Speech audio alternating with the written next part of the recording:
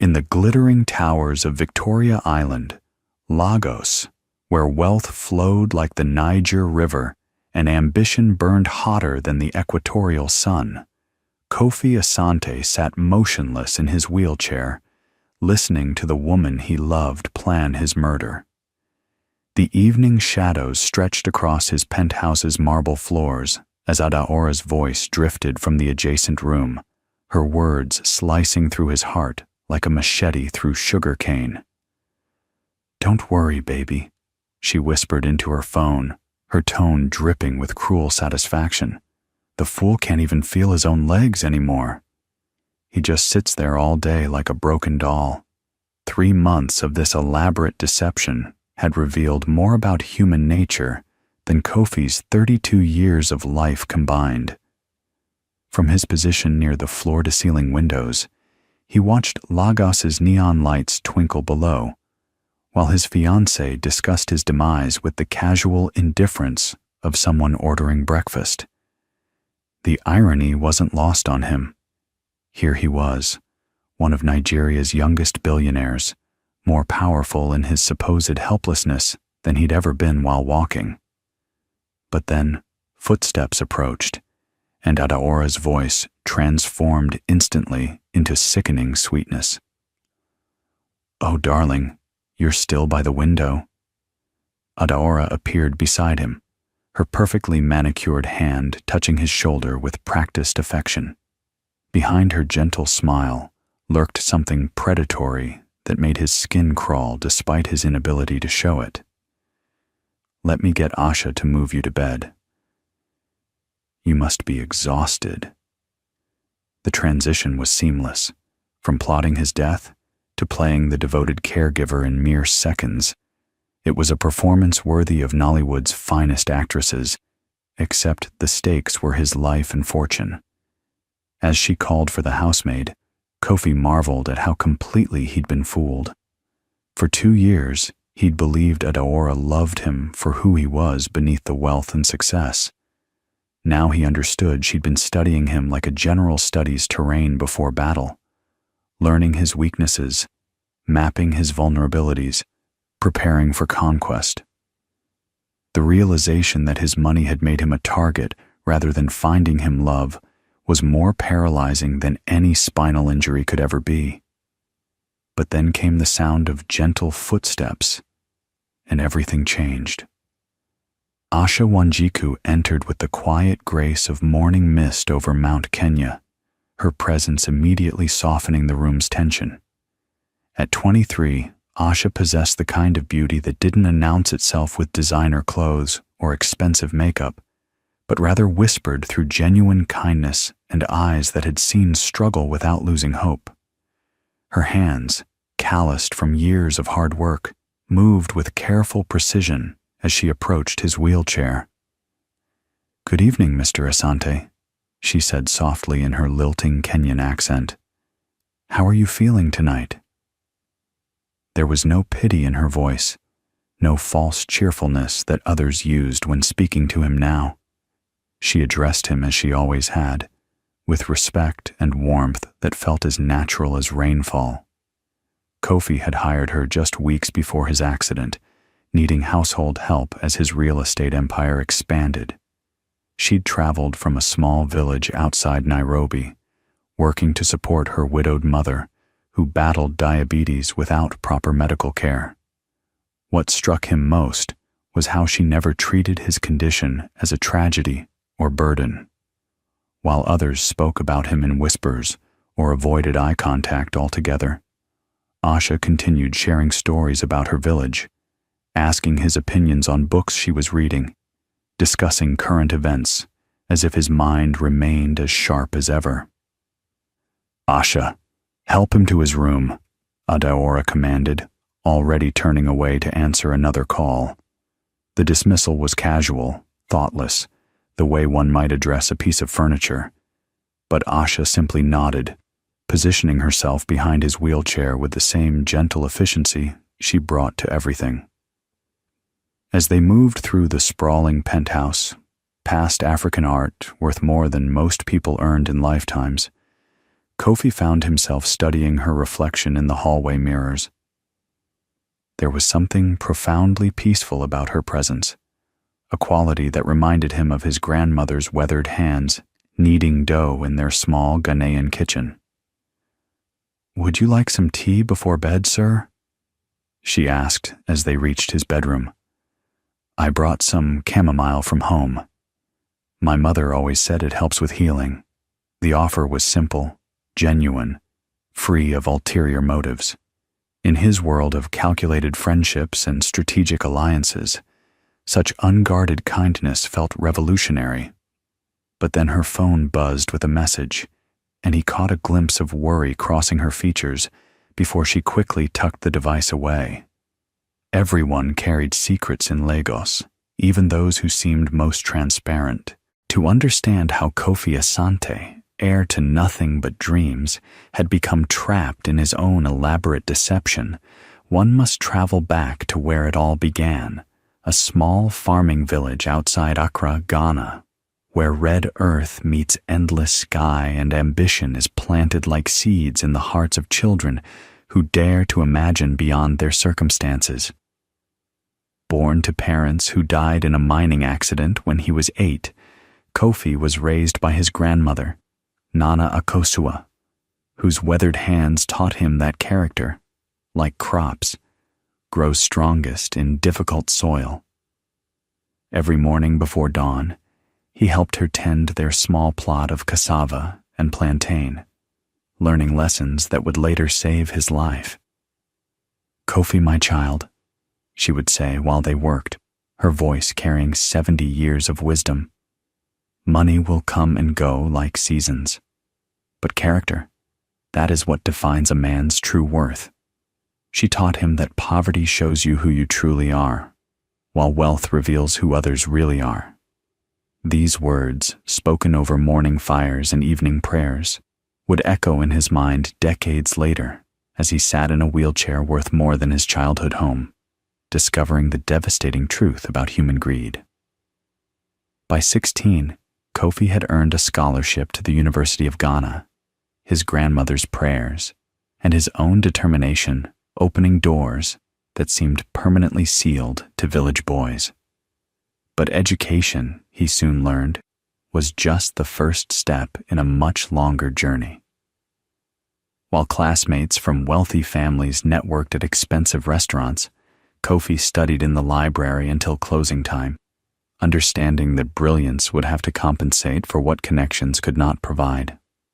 The opportunity that changed everything came during his final year, a chance to work construction in Lagos, Nigeria, where the oil boom was creating millionaires overnight like desert flowers after rain. His grandmother blessed his journey with tears in her eyes, pressing a small wooden cross into his palm. "Remember where you come from," she whispered, "but don't let it limit where you're going." He arrived in Lagos with nothing but ambition burning in his chest and her teachings carved into his soul. While other young men spent their earnings on flashy clothes and nightclub adventures, Kofi saved every naira, studying the real estate market during lunch breaks with the intensity of a scholar deciphering ancient texts. The miracle that transformed Kofi from construction worker to millionaire happened on a sweltering Tuesday afternoon in 2018, when he overheard 2 oil executives discussing secret drilling rights over bottles of expensive whiskey at a bar near his work site. They spoke carelessly, assuming no one of importance was listening, a mistake that would cost them millions. Kofi learned that a major international oil company had quietly acquired exploration rights to an area where land remained incredibly cheap, overlooked by bigger developers who focused only on established neighborhoods. That night, he called his grandmother, explaining his plan to invest everything he'd saved over 7 years, nearly 2 million naira, into property purchases in that overlooked region. "Are you certain, my child?" she asked, her voice carrying across crackling phone lines. "Sometimes the biggest risks bring the greatest rewards," he replied, remembering her stories about farmers who planted during droughts and reaped the largest harvests. 6 months later, when the oil company's plans became public knowledge, his investment had grown 50-fold overnight. By his 25th birthday, Kofi Asante had become one of Lagos's youngest millionaires, but success brought challenges he never anticipated. Wealth, Kofi discovered, was like powerful cologne. It attracted everyone, but not always for the right reasons. Suddenly, beautiful women who had never noticed the quiet construction worker threw themselves at the handsome entrepreneur with desperate enthusiasm. Family members from Ghana appeared at his door with elaborate sob stories and outstretched hands, treating him like a personal bank rather than a nephew or cousin. Business partners promised him the world while secretly plotting to steal pieces of his growing empire, their smiles as fake as counterfeit currency. The loneliness was crushing, more isolating than poverty had ever been.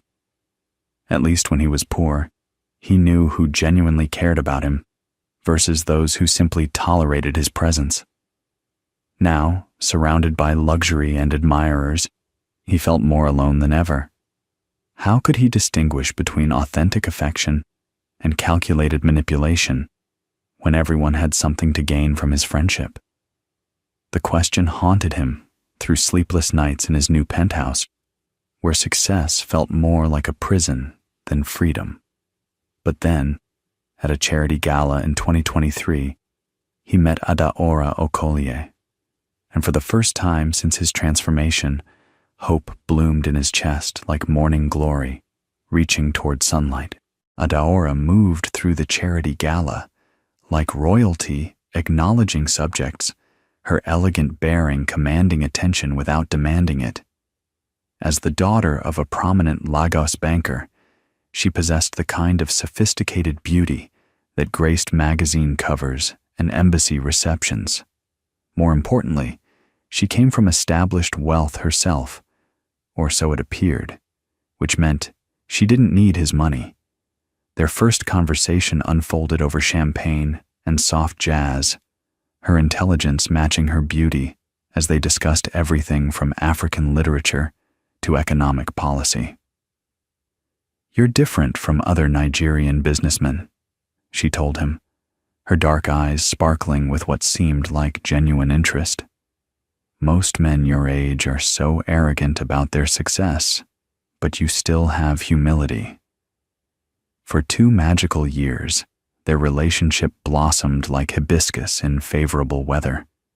Adaora introduced him to Lagos high society, while he shared stories of his humble beginnings, each seemingly loving both sides of him, the successful businessman and the village boy who still sent money home to his grandmother.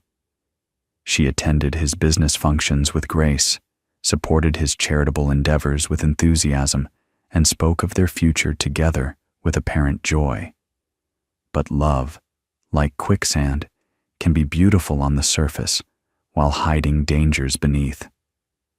March 15th, 2025, dawned like any other Lagos morning, hot, humid, and heavy with the promise of afternoon thunderstorms. Kofi was driving his silver Bentley through the city's notorious traffic, mentally reviewing presentations for an afternoon meeting, when fate intervened with the subtlety of a sledgehammer. The truck ran the red light at full speed, its driver either drunk or distracted, slamming into the passenger side of Kofi's car with enough force to spin it across 3 lanes of traffic. The impact sent his luxury vehicle tumbling like a child's toy before crashing into a concrete barrier with a sound like the world breaking apart. He remembered the sensation of flying, the taste of blood, the strange silence that followed chaos. Then darkness claimed him for 3 days. When consciousness finally returned in Lagos University Teaching Hospital, he found himself surrounded by white-coated doctors, concerned nurses, and a tearful Adaora clutching his hand like a lifeline.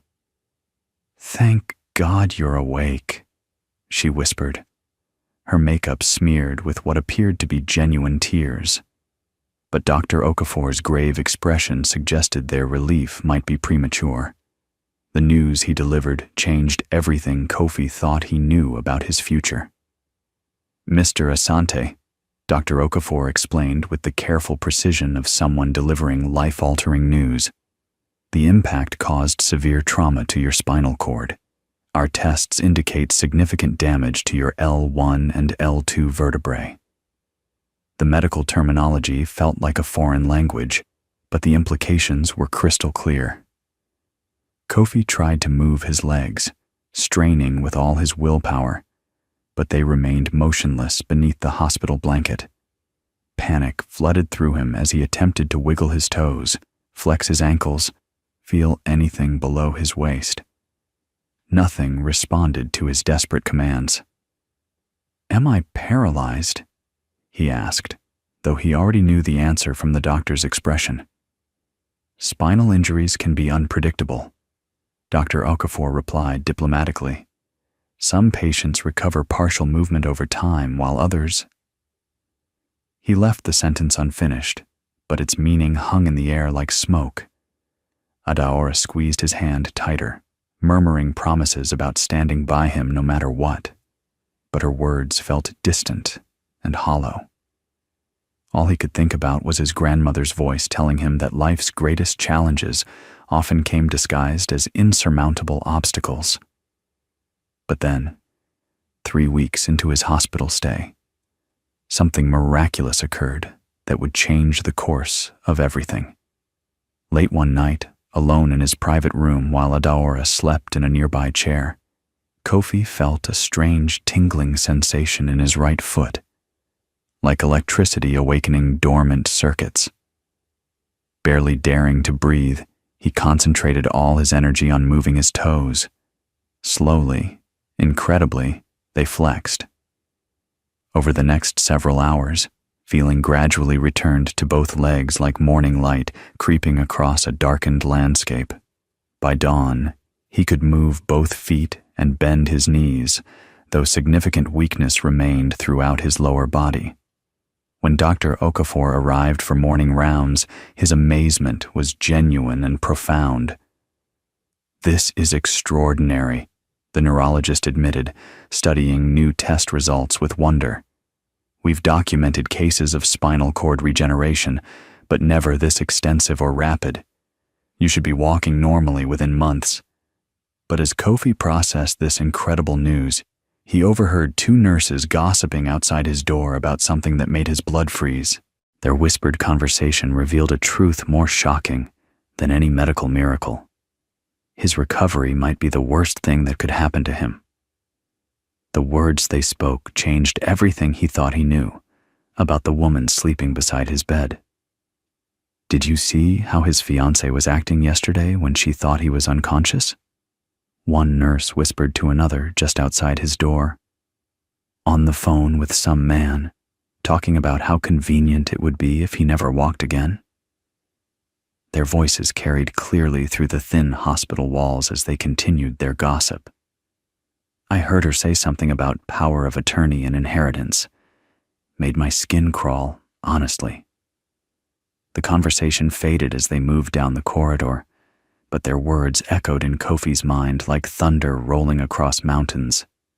That evening, when Adaora came for her usual visit, he studied her face with new eyes as she spoke about their future together. "Don't worry, my love," she said, stroking his forehead with apparent tenderness.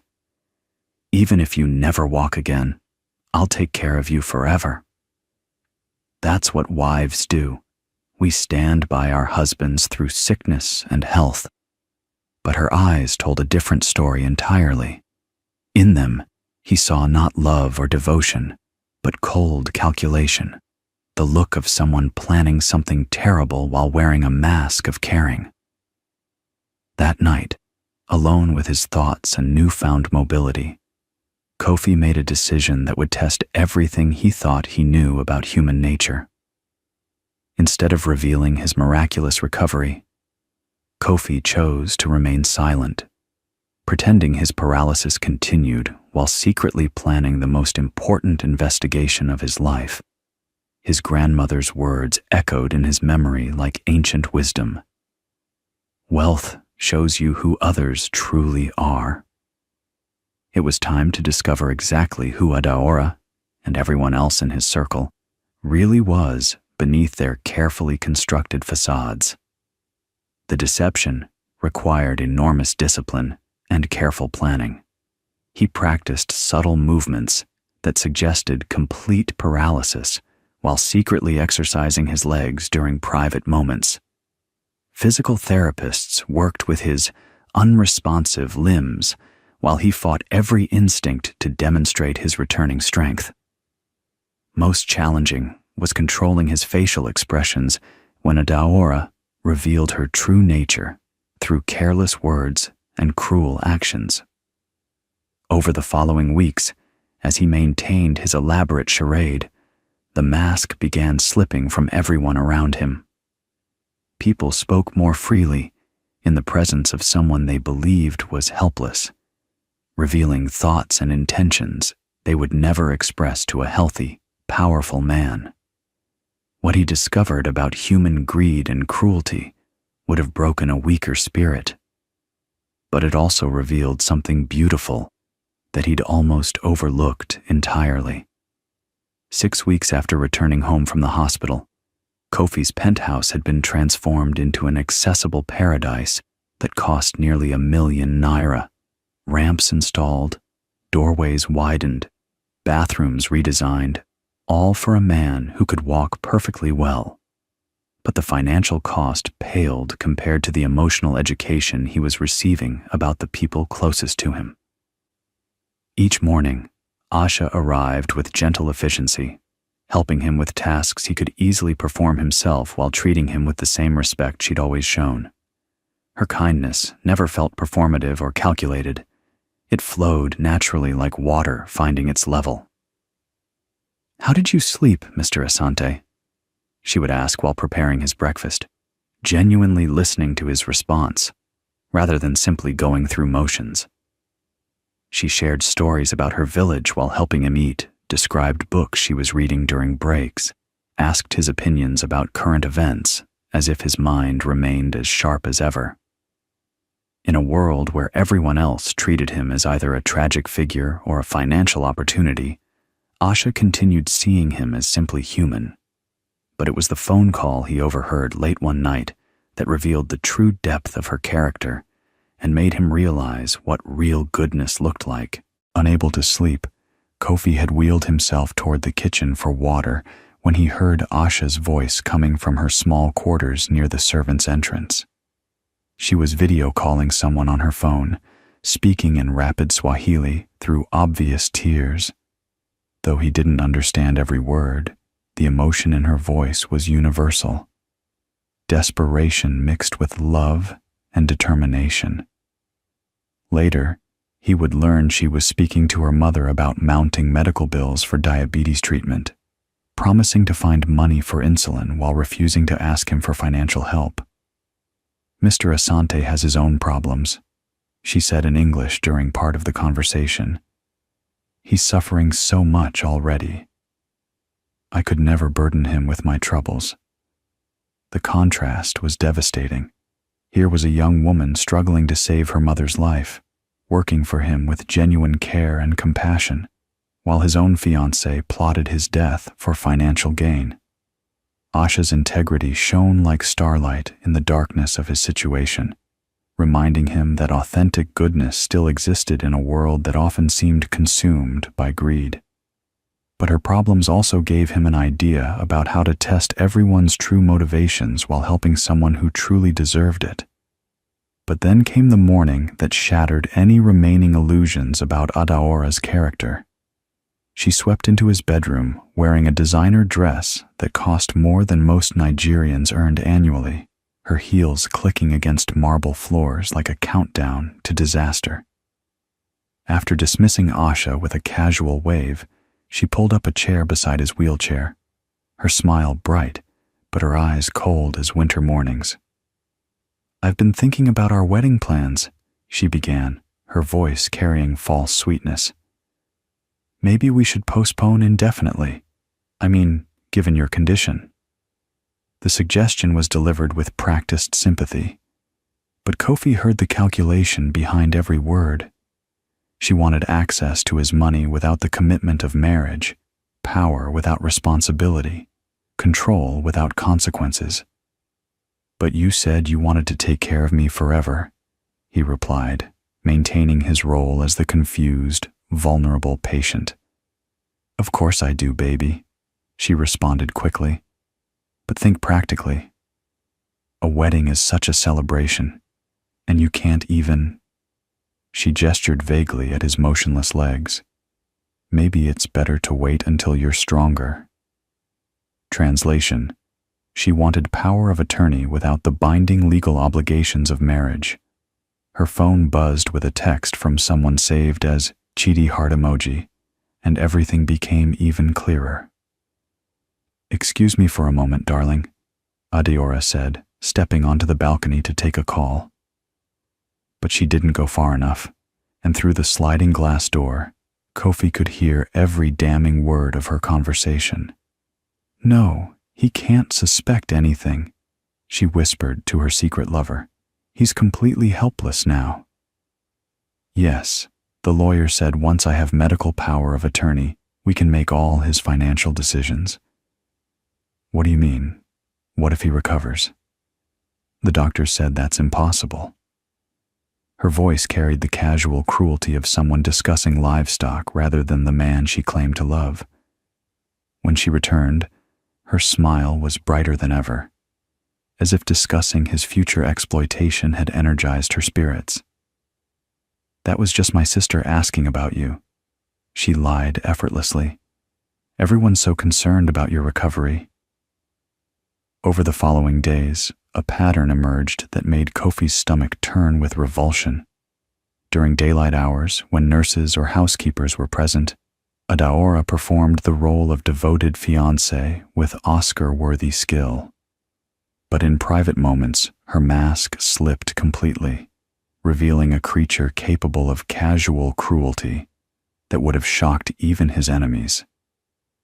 The transformation was so complete that he sometimes wondered if the loving woman he'd known had ever really existed.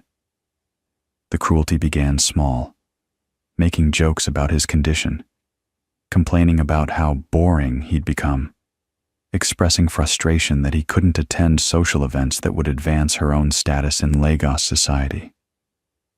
"Sometimes I wonder if this is God's punishment," she said one evening while helping him into bed with theatrical reluctance. "Maybe you're being judged for something." Rich men who forget their humble origins often face divine retribution. The irony was devastating. Kofi had never forgotten his village roots. It was Adeora who had encouraged him to distance himself from his backward mentality and embrace the sophisticated lifestyle of Lagos elite. She'd insisted he hire professional managers for his charitable foundation instead of personally visiting the communities he supported, argued that sending money home to his grandmother made him look provincial to important business contacts. Now she used his supposed spiritual failings to justify his suffering, while positioning herself as his reluctant caregiver. But then came the discovery that shattered what remained of his faith in human decency. A betrayal so profound that it made Adeora's scheming seem almost innocent by comparison. One afternoon, while Adeora thought he was napping, Kofi overheard her in his study speaking quietly on the phone with someone she addressed as Uncle Kwame. The conversation made his blood freeze in his veins. "I need you to prepare the documents we discussed," she said in hushed tones. "Yes. Medical incompetence due to brain trauma. No, he won't suspect anything. Half the time he can barely complete a sentence." Uncle Kwame Osei had been Kofi's family lawyer for 8 years, handling everything from real estate acquisitions to his charitable foundation's legal structure. A distinguished man in his 60s with silver hair and kind eyes, he'd been like a father figure, offering wisdom during difficult business decisions and celebrating Kofi's successes as if they were his own achievements. The man had sat at Kofi's dinner table countless times, shared meals and laughter, offered comfort during challenging periods. Now, apparently, this trusted advisor was conspiring with Adaora to have him declared mentally incompetent, stealing not just his wealth, but his very agency as a human being. The betrayal cut deeper than Adaora's scheming, because it represented the corruption of trust, the weaponizing of love against the person who had freely given it. But the worst revelation was yet to come. That evening, Adaora returned home with a guest, a tall, muscular man with the confident swagger of someone who had never known failure or consequence. "Kofi, darling," she said with false brightness, "I'd like you to meet my friend Chidi Okwu. He's going to help with some of your business affairs while you're recovering." Chidi's handshake was firm, his smile charming, but his eyes held the cold calculation of a predator sizing up prey. "Sorry to meet under these circumstances, brother," he said with practiced sympathy. "But don't worry. Adaora and I will make sure everything runs smoothly."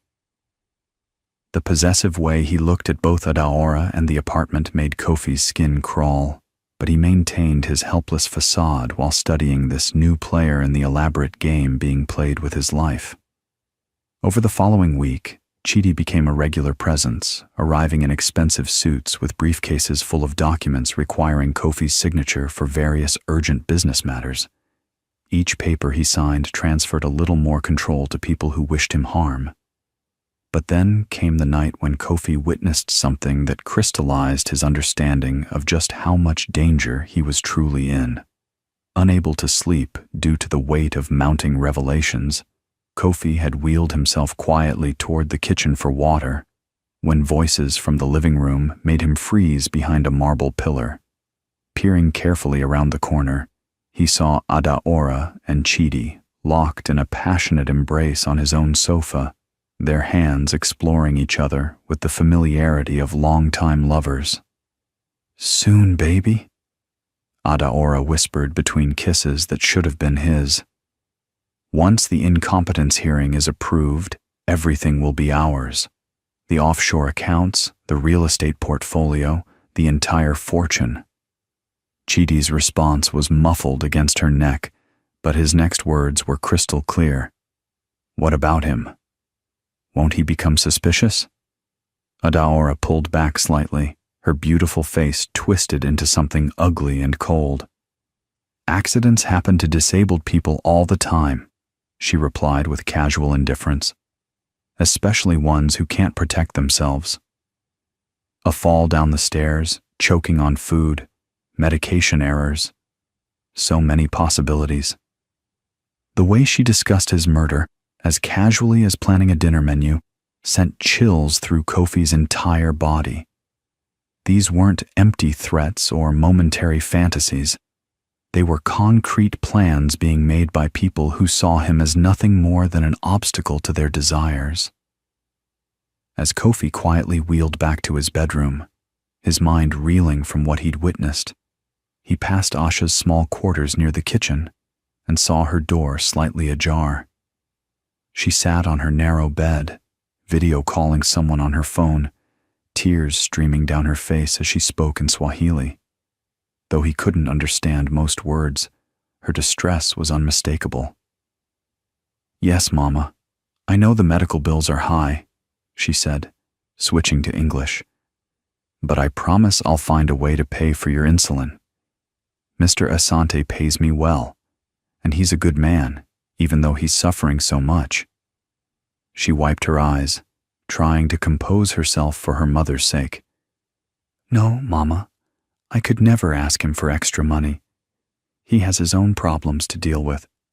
We have to find another way." The contrast couldn't have been starker. While his fiancée and her lover plotted his death for financial gain, this young woman who barely knew him was struggling to save her mother's life while refusing to burden him with her troubles. Asha's integrity shone like a beacon in the darkness surrounding him, reminding him that authentic goodness still existed even in a world that seemed consumed by greed and betrayal. That night, lying in bed while pretending to sleep, Kofi made a decision that would change everything.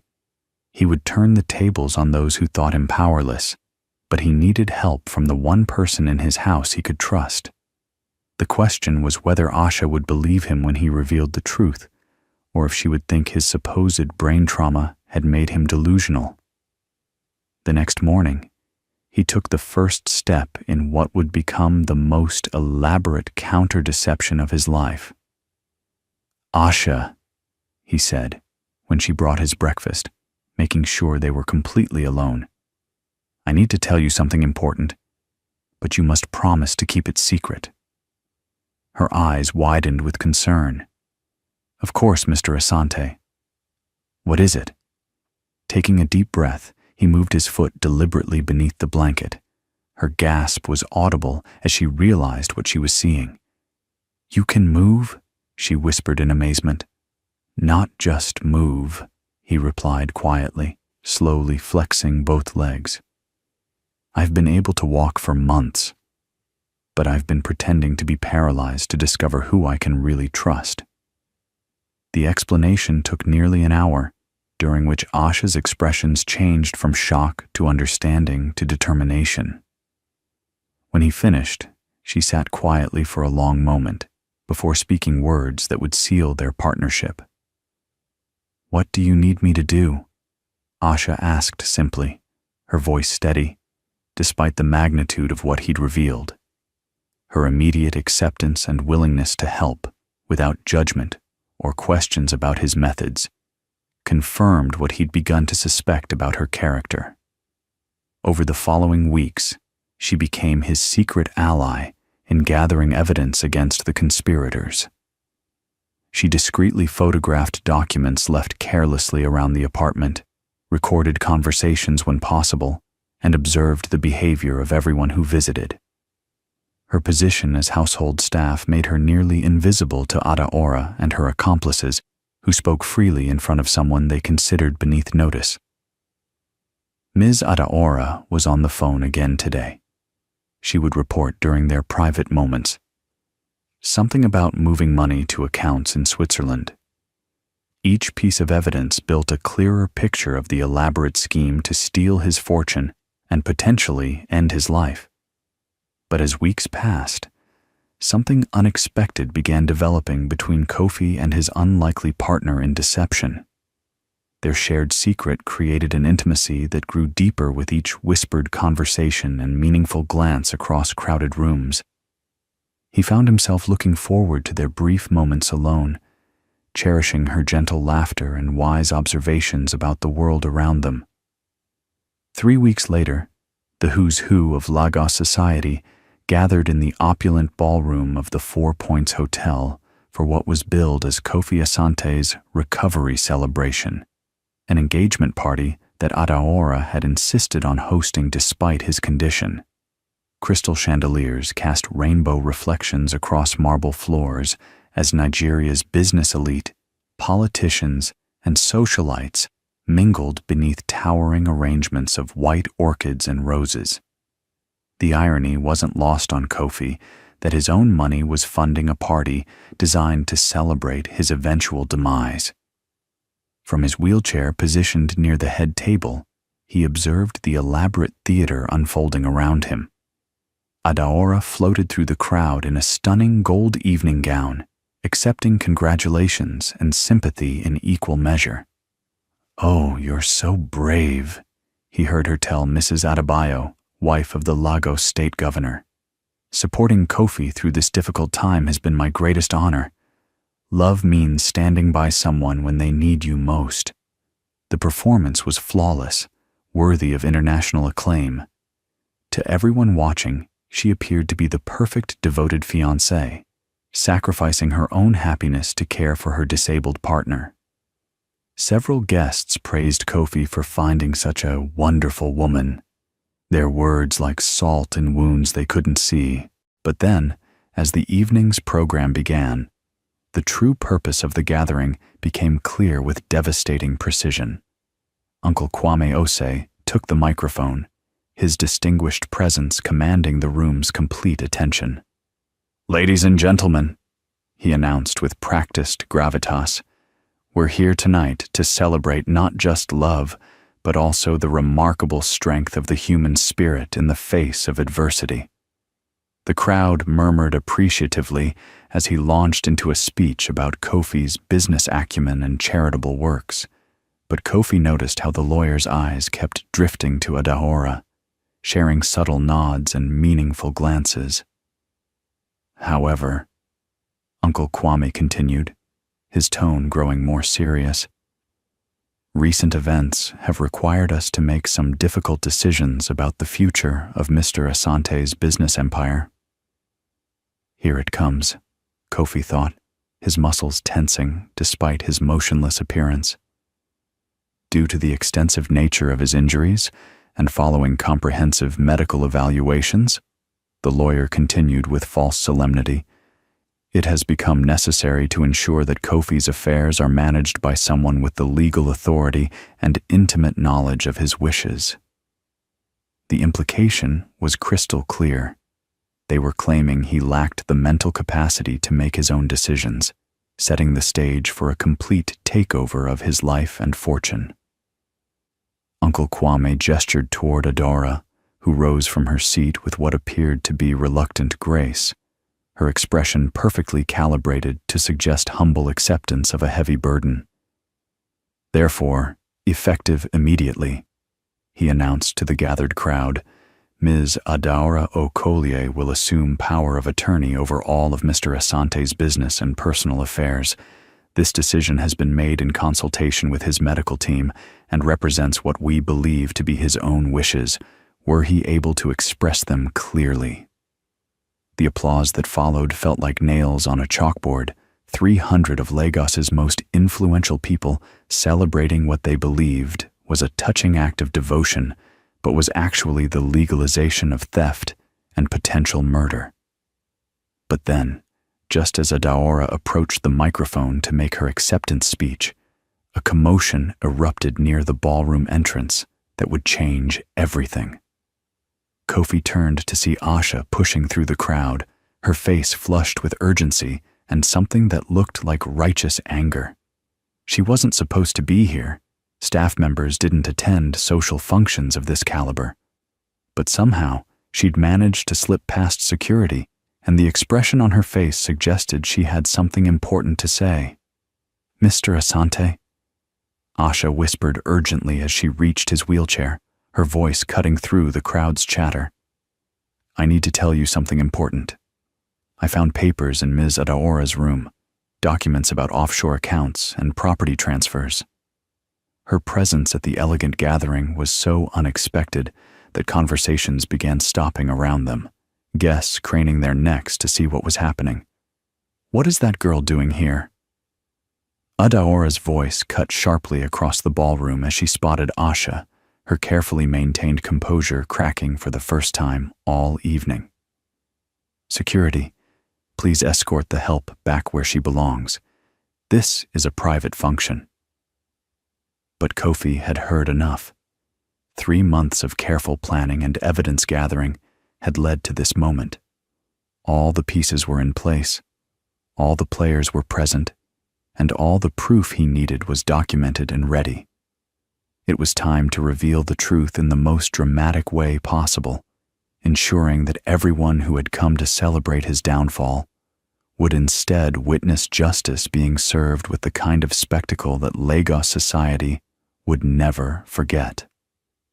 "Wait," Kofi said, his voice stronger and clearer than it had been since the accident, cutting through the ballroom's confused murmur like a blade through silk. The entire gathering fell silent, 300 guests suddenly frozen as they processed what they were hearing. For months, Kofi's speech had been halting and confused, barely coherent at times. Now he sounded completely lucid, mentally sharp, and unmistakably in control. "I said wait," he repeated, slowly placing his hands on the armrests of his wheelchair, while every eye in the room focused on him with laser intensity.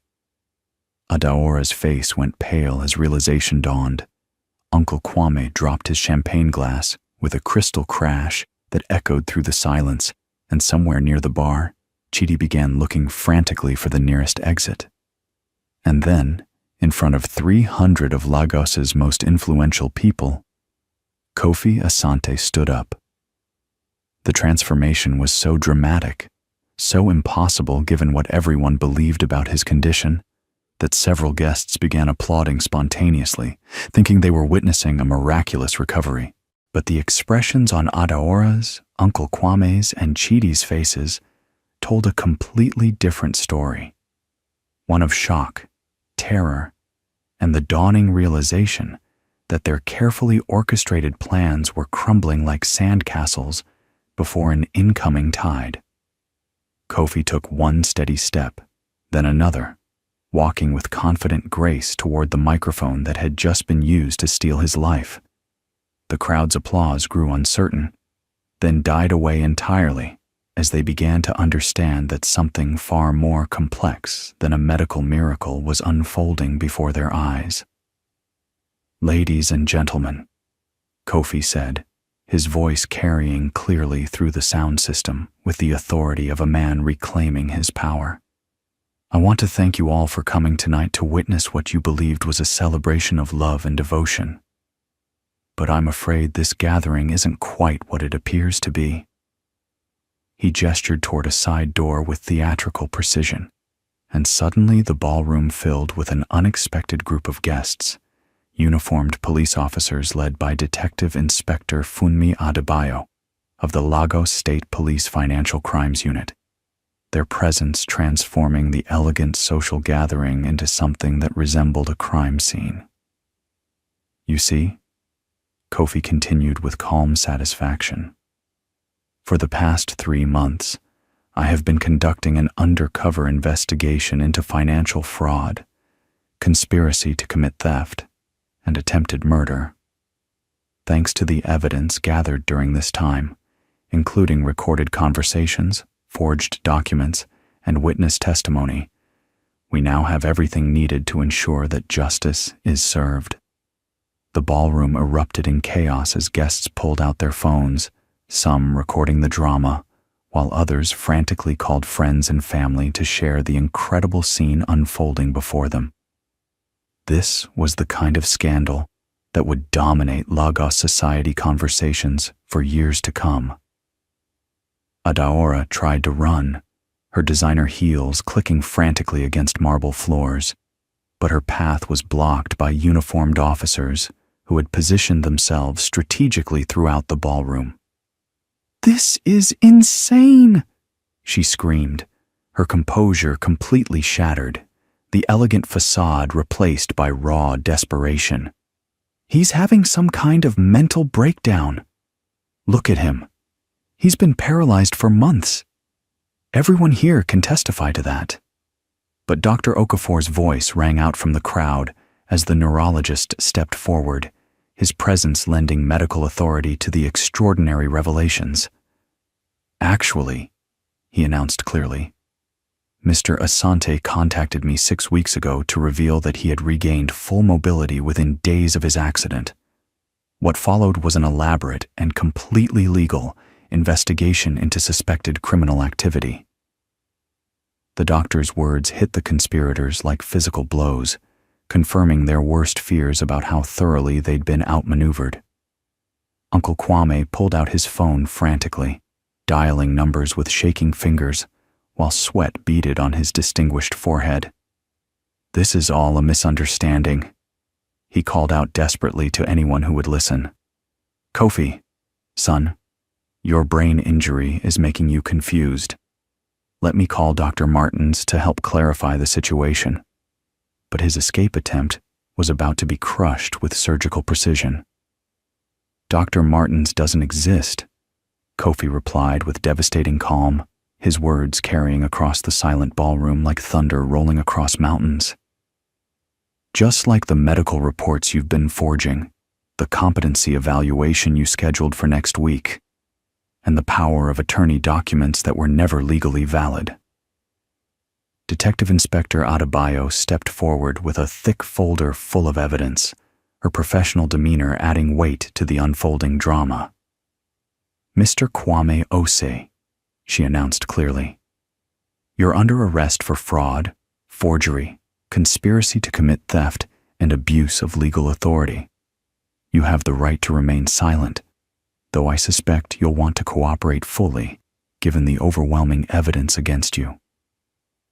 As handcuffs clicked around Uncle Kwame's wrists, the distinguished lawyer's mask of respectability crumbled completely, revealing the desperate criminal beneath. Adaora's composure finally shattered like glass hitting concrete. "You bastard!" she shrieked at Kofi, her voice raw with fury and defeat. "Do you have any idea what I sacrificed for you? I could have married anyone. Politicians, oil executives, men with real power. But I chose you because I thought you were different, thought you were special." Her words dripped with venom and wounded pride, the beautiful mask finally discarded to reveal the predator underneath.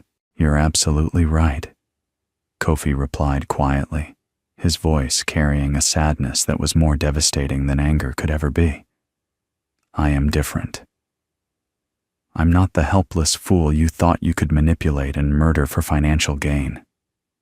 But then, Chidi made his desperate play, shoving through the crowd toward the ballroom's back exit like a cornered animal fleeing hunters. Unfortunately for him, Asha had positioned herself near that very door, and as he tried to push past her with desperate force, she calmly stuck out her foot. Chidi went down hard, his expensive suit tearing as he slid across the marble floor with all the grace of a fallen dictator. Before he could scramble to his feet, 2 officers had him in custody, ending his escape attempt as quickly as it had begun. "Mr. Chidi Okwu," Detective Inspector Adebayo announced with professional satisfaction, "you're under arrest for conspiracy to commit murder, fraud, attempted theft of assets exceeding 50 million naira, and criminal conspiracy." As the 3 conspirators were led away in handcuffs, their carefully planned scheme destroyed, and their futures reduced to prison sentences, the ballroom erupted in the kind of chaos that Lagos society lived for. A scandal so dramatic that it would be retold at dinner parties for decades to come. 6 months later, as Lagos slowly moved on to new scandals and fresh gossip, the legal proceedings had concluded with sentences that satisfied both justice and public appetite for accountability. Adaora received 15 years for fraud and attempted murder. Uncle Kwame faced 20 years and permanent disbarment for his betrayal of legal ethics, while Chidi's role as would-be assassin earned him 25 years behind bars.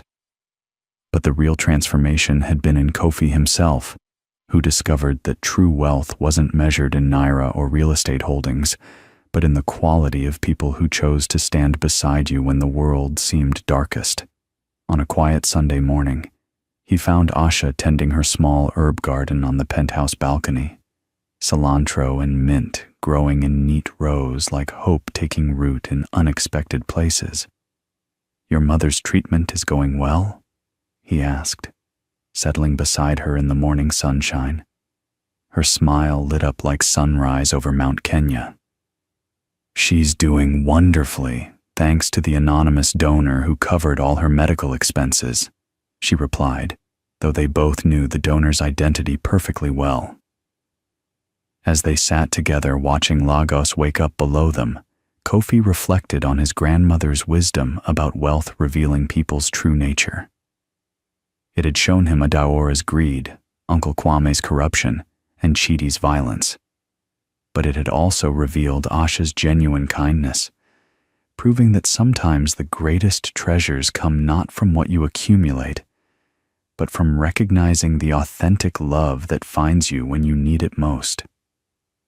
Sometimes the most valuable treasures come disguised as ordinary blessings, and the richest inheritance isn't what you leave behind, but the love you choose to embrace while you're still here to feel its warmth.